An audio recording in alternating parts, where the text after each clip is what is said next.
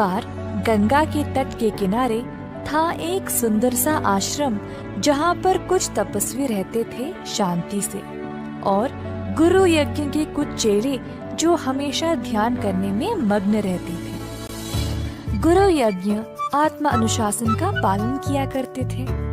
एक दिन जब गुरुजी स्नान कर रहे थे, तब एक चील अपने पंजे में एक चूहे को लिए उधर से उड़ रहा था। अचानक से चूहा चील के पकड़ से छूट गया और सीधा गुरुजी के हाथों में गिर पड़ा। जब गुरुजी ने देखा कि वो चील अभी भी उधर ही उड़ रहा था, तो उन्हें लगा कि इस चूहे को अकेला छोड़ना सही नहीं होगा। चूहे को एक बरगद के पेड़ के पास रखा और अपना स्नान पूर्ण किया।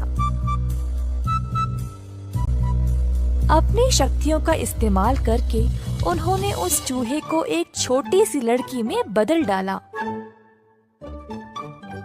और आश्रम ले गए। उन्होंने अपनी धर्म पत्नी से कहा, मेरी प्रिय, इस बच्ची को एक प्रदान मानकर स्वीकार करो, क्योंकि हमारे पास खुद की संतान नहीं है।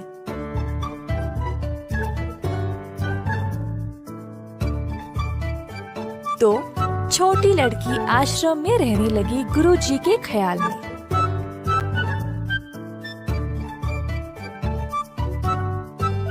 उसने बहुत ज्ञान पाया और दुनिया के बारे में भी बहुत कुछ सीखा। दोनों गुरुजी और उनकी पत्नी को अपनी अनोखी पुत्री पर गर्व था। एक दिन गुरुजी ने ध्यान दिया कि अब उनकी बेटी विवाह के लायक हो चुकी थी। अब क्योंकि वह खुद अनोखी थी, उनको लगा कि उसके लिए कोई अनोखा सहभागी चुनना चाहिए। अगली सुबह अपनी शक्तियों का उपयोग करके गुरुजी ने सूर्य भगवान को बुलाया और कहा, कृपया मेरी पुत्री से विवाह करें। अगर इसकी मर्जी है तो मेरी इच्छा है कि आप इसकी सहभागी बने। परंतु बेटी ने बोला, पिताजी, सूर्य भगवान तो पूरी दुनिया को रोशन करते हैं, पर वे बर्दाश्त के बाहर गर्म हैं और आग जैसे हैं। मुझे इनसे विवाह नहीं करनी। कृपया आप कोई और ढूंढे। गुरुजी सोचने लगे, सूर्य भगवान से भी अच्छे कौन है? सूर्य भगवान ने सलाह दी, गुरुजी, आप बादल राजा से बात कर सकते हैं। वह मुझसे भी महान है, क्योंकि वह मुझे और मेरी रोशनी को छुपा सकते हैं।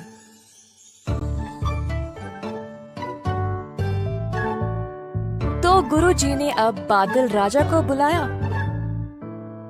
और कहा, अगर मेरी पुत्री की इच्छा है तो आप कृपया उसका हाथ विवाह में स्वीकार करें।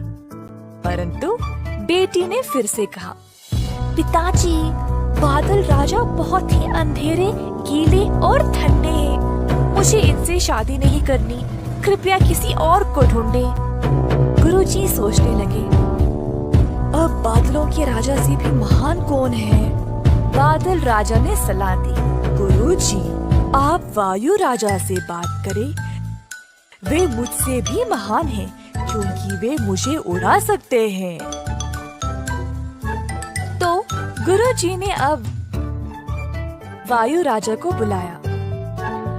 अगर मेरी पुत्री की इच्छा है तो आप कृपया उसका हाथ विवाह में स्वीकार करें। परंतु बेटी ने कहा, पिताजी, वायु राजा बहुत ही बेचैन और तेज है।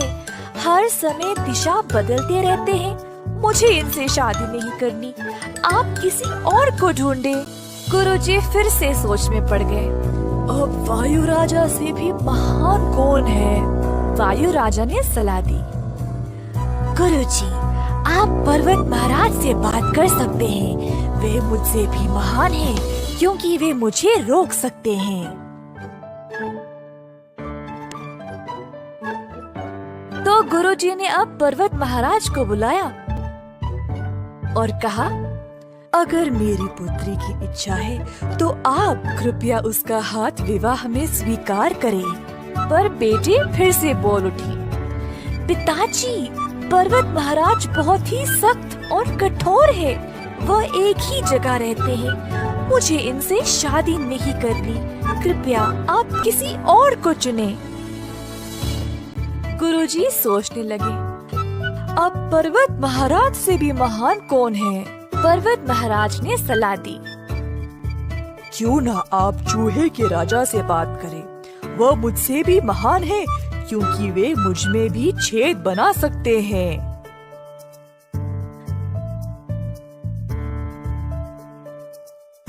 तो अब गुरुजी ने चूहा राजा को बुलाया और कहा,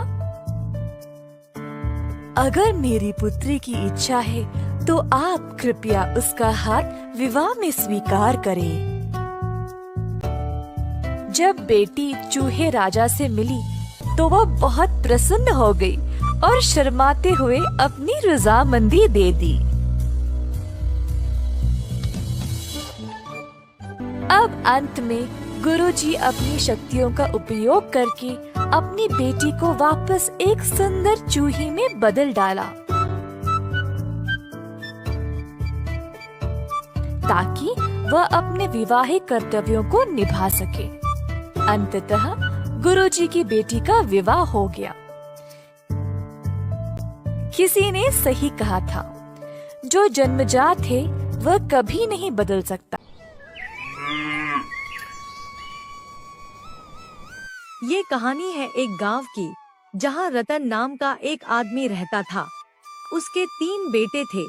सबसे बड़े बेटे का नाम रमन, दूसरे का रामू और सबसे छोटे बेटे का नाम हेमराज था। परिवार के लोग अक्सर सबसे छोटे बेटे का मजाक उड़ाते रहते थे और उसे मूर्ख कहकर पुकारते थे। एक दिन बड़े बेटे रमन के दिमाग में आया, आज तो मौसम बहुत अच्छा है, धूप भी नहीं है, क्यों ना कुछ देर खेत में हल चला लूं। उसकी माँ ने उसके लिए बढ़िया खाना और पानी की बोतल दी, जिससे वो काम के बीच भोजन पानी कर सके। जब वो खेतों में पहुंचता है तो वहाँ उसे एक बूढ़ा साधु मिला। बेटा, मुझे बहुत भूख और प्यास लगी है, क्या तुम अपने खाने में से थोड़ा सा मुझे दोगे? तुम्हें अपना खाना और पानी दे दूंगा तो मैं क्या भूखा मरूंगा? इतना तो मेरे लिए ही पर्याप्त नहीं है, जाओ यहाँ से। साधु वहाँ से चला गया। रमन ने खेत को जोतना शुरू किया, पर अभी उसने कुछ देर ही काम किया था कि उसका पैर हल के नीचे आ गया और वह जख्मी हो गया। वह घर वापस लौट आया ताकि जख्म की मरहम पट्टी करवा सके। अगली बार दूसरा बेटा रामू काम के लिए जाने लगा। माँ ने उसे भी बढ़िया खाना और पानी की बोतल दी। जब वह रास्ते में जा रहा था तो उसे भी वह बूढ़ा साधु मिला। बेटा, मुझे बहुत भूख और प्यास लगी है, क्या तुम अपने खाने में से थोड़ा सा मुझे दोगे?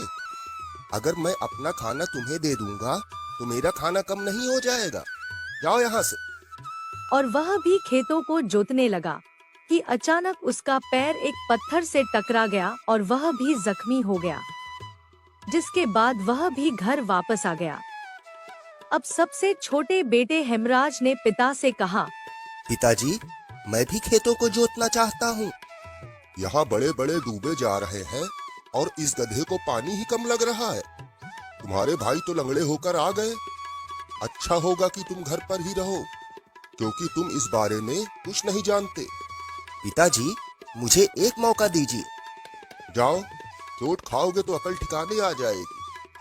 उसकी माँ ने उसे सूखी रोटी और एक बोतल पानी दिया। हेमराज जब खेतों में गया तो उसे भी वही बूढ़ा साधु मिला।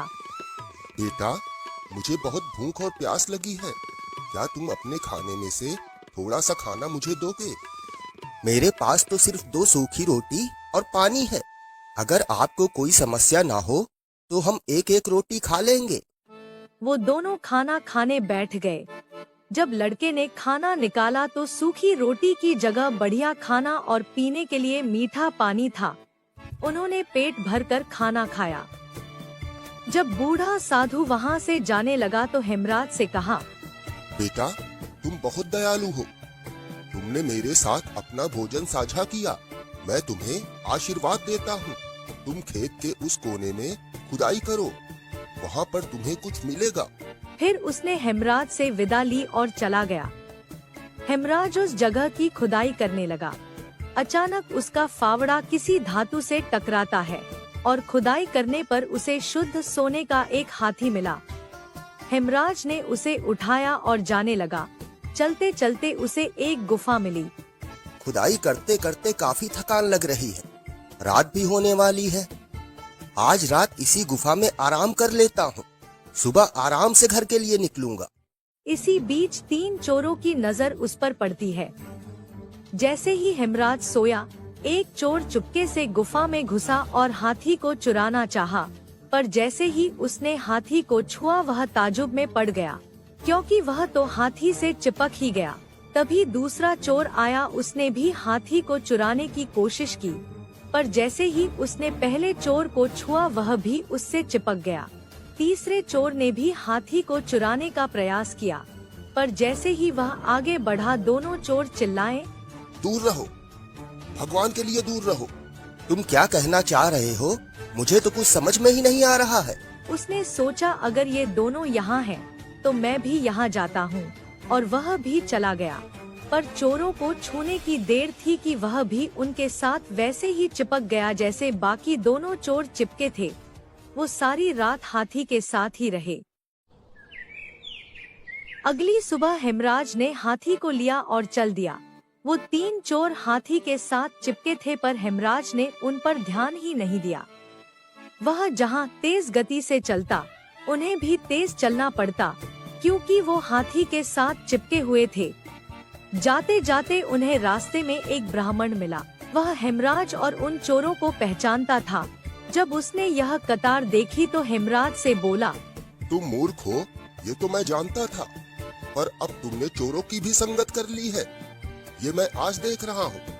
आज तुम्हारे पिताजी से सारी बात बताता हूँ। ये कहकर उसने एक चोर का हाथ पकड़ा ताकि हेमराज को उनसे अलग कर सके, पर वह तो खुद भी उनसे चिपक गया। अब कतार में चोरों के बाद साधु भी जुड़ गया। उधर से साधु का एक शिष्य निकल रहा था। उसने जब अपने गुरु को तीनों चोरों के पीछे भागते देखा तो वह ताजुब में पड़ गया और चिल्लाने लगा, अरे महाराज, इतनी जल्दी में कहाँ जा रहे हैं? आज तो किसी के घर भंडारे में जाना है। जवाब ना मिलने पर वह दौड़ा और साधु का हाथ पकड़कर उसे रोकना चाहा, पर वह भी साधु से चिपक गया। अब यह पांचों हेमराज और उसके हाथी के पीछे दौड़ रहे थे।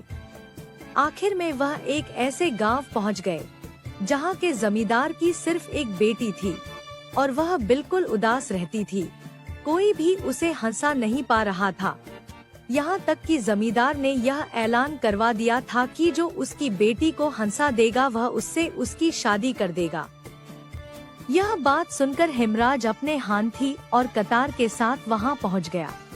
जैसे ही जमींदार की बेटी ने सातों को एक दूसरे के पीछे भागते हुए देखा तो वह जोर जोर से हंसने लगी और देर तक हंसती रही। जमींदार की शर्त के अनुसार हेमराज और उसकी बेटी की शादी हो गई। अब वह उस गांव का नया जमींदार बना और कई साल तक अपनी पत्नी के साथ खुशी की जिंदगी जिया। ऐसी और वीडियो देखने के लिए हमारे चैनल रंगीन कहानियां को सब्सक्राइब करें और बेल आइकॉन दबाएं ताकि आपको हमारे वीडियो के नोटिफिकेशन मिलते रहें। धन्यवाद।